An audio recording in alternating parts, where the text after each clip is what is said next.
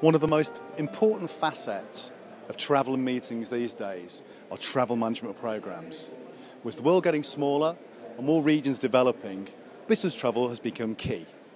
At this year's GIBTM, ACTE or ACTE presented a session on managing your Middle East travel program. I'm going to talk to some of the delegates. Honestly, I would like to say that I enjoy participating in all ACTE's events. This year and last year I was also participating in all their events. And it is a professional session communicating about how to improve the business in the market here, especially MICE business.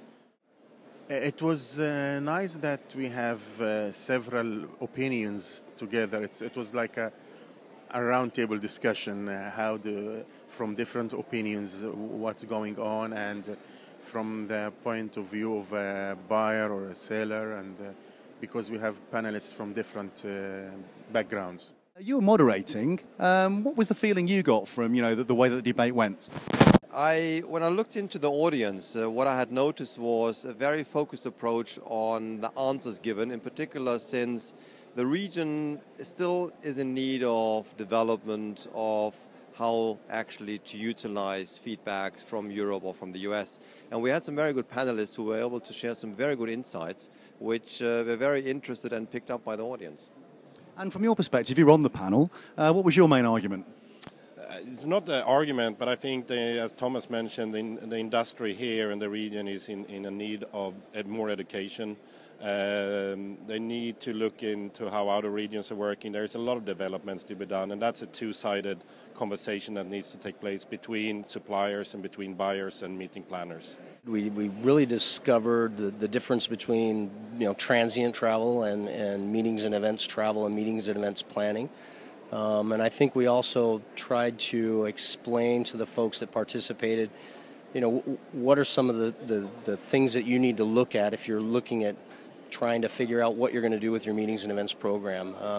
And a couple of the key points that I made to them was, one, is just get an idea of where your event spend is, because people that are managing the transient travel today, they might think they know where that spend is, but they really need to get a clear landscape of where that spend is. And secondly, if they decide that they want to do something with the meetings and events program, they really need to figure out, are they empowered to do that?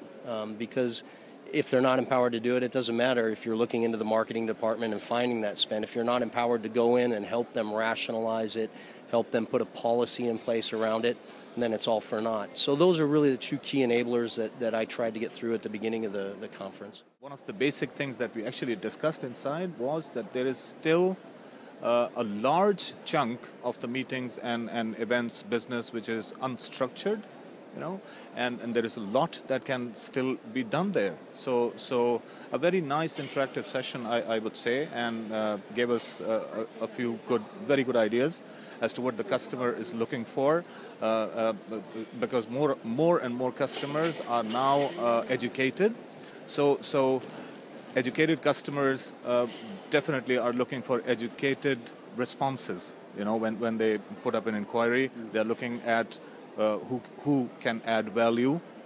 It's not just about the price, it's who can add value to what they are actually looking at when they are looking at meetings and events. So a very useful session, I must say. Yeah. Well, that's great. Thank you very much for talking to me. Thank you indeed.